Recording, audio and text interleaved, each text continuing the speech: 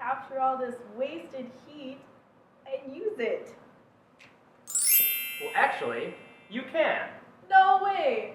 Wait, who are you? My name's Matt Side, the Matt Side guy, and I'm here to be your guide to thermoelectric devices and tell you how they work. Dollar, tell me more. Let's go. All right, so a thermoelectric device is something that, as you can probably guess, harnesses the thermoelectric effect to create usable electrical energy. How does the thermoelectric effect work? It's very simple. So first, let's envision just a simple metal bar, right? You can envision all the electrons going back and forth at equal rates, causes just like a net zero potential. But now envision that heat is applied to one side. And when you apply heat, the electrons on this side get more energy than the electrons on this side, which causes a net movement of electrons to the cold side than like the hot side, which creates a potential of charge. And a voltage difference can create a current. But of course, So is that entirely how the thermoelectric effect works? the voltage effect is a little more complex for a device. Let's find out what that is. Okay. So this is the real idea behind a thermoelectric device. The PN junction. The PN junction. The PN junction. What's a PN junction? Is it just some fancy metals? No. Turns out that metals actually don't work all that well for thermoelectric devices. What we use are semiconductors. Why semiconductors, and what makes them a P or an N?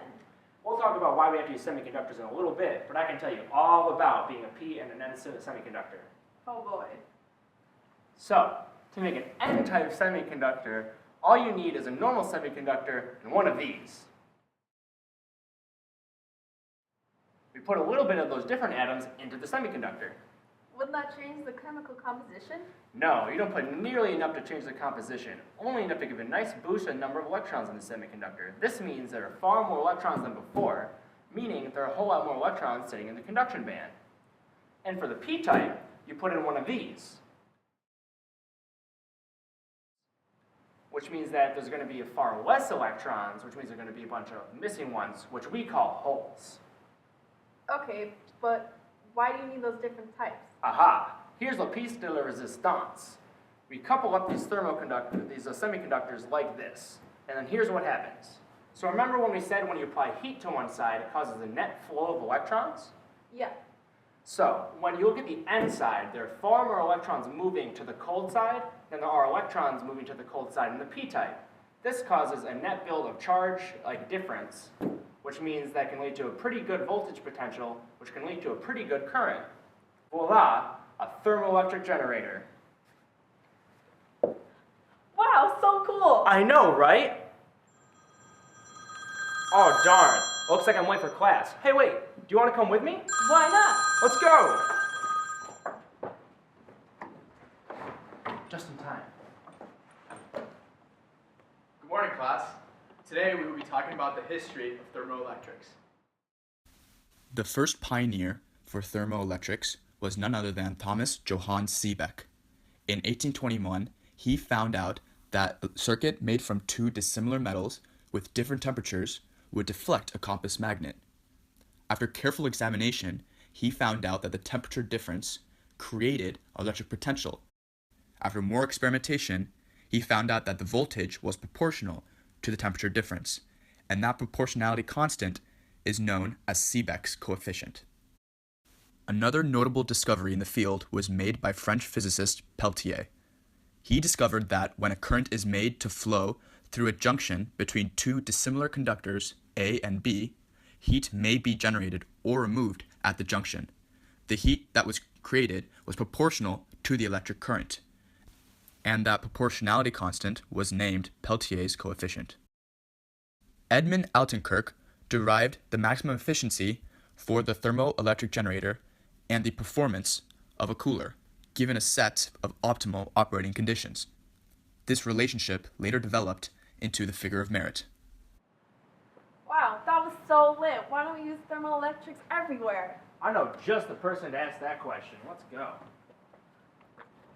Crikey, we're approaching the resident expert on thermoelectric materials. Dr. Merritt?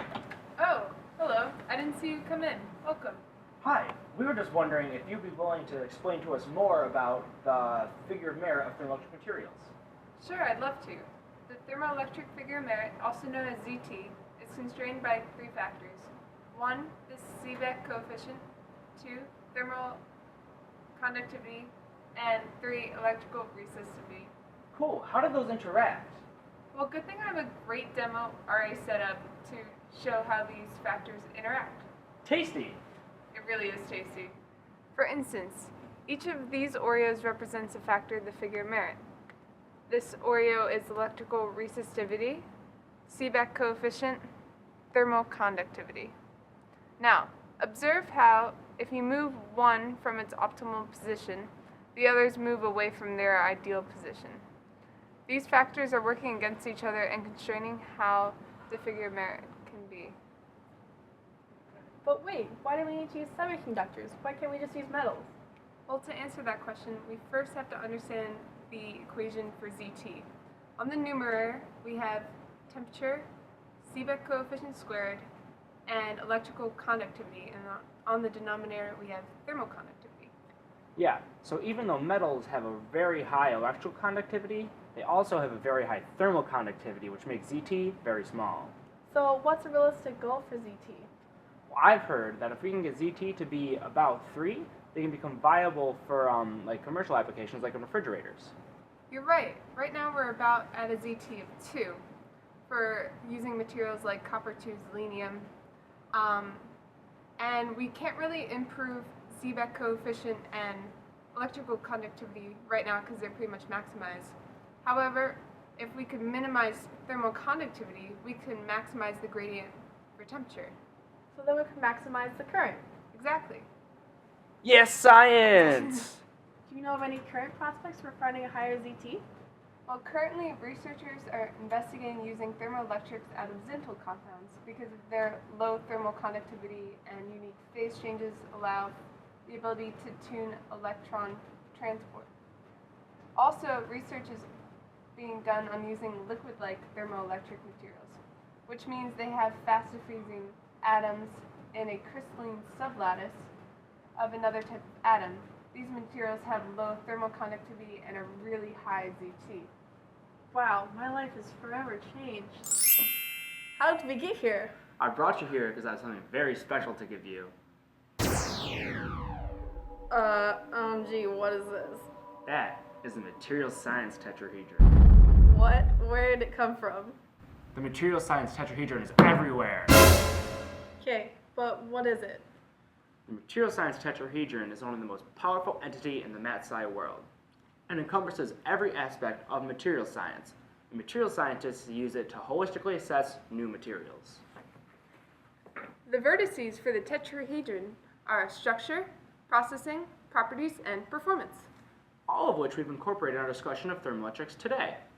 Yes, for instance, if we were to analyze lead tellurium materials, which are the go-to material for mid-range temperatures, we would say the structure uses the NaCl lattice with lead at the cation site. As far as thermoelectric properties, the lattice thermal conductivity of lead tellurium is approximately 2.2 watts per meters Kelvin at room temperature. As for processing, some methods used are spark plasma sintering, hot pressing, and hot pressure high temperature processing.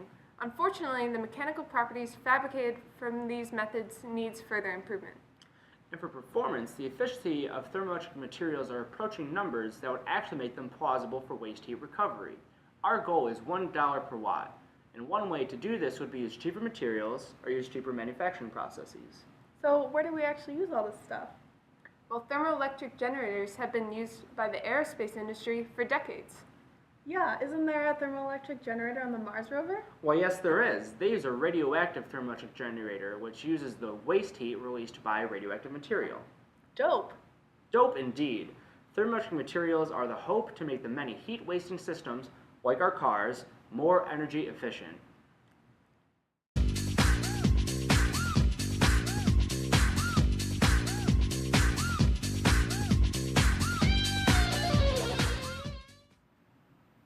Oh my gosh, what is this? It's the materials science tetrahedron. Our structure, processing, performance, and Properties? properties.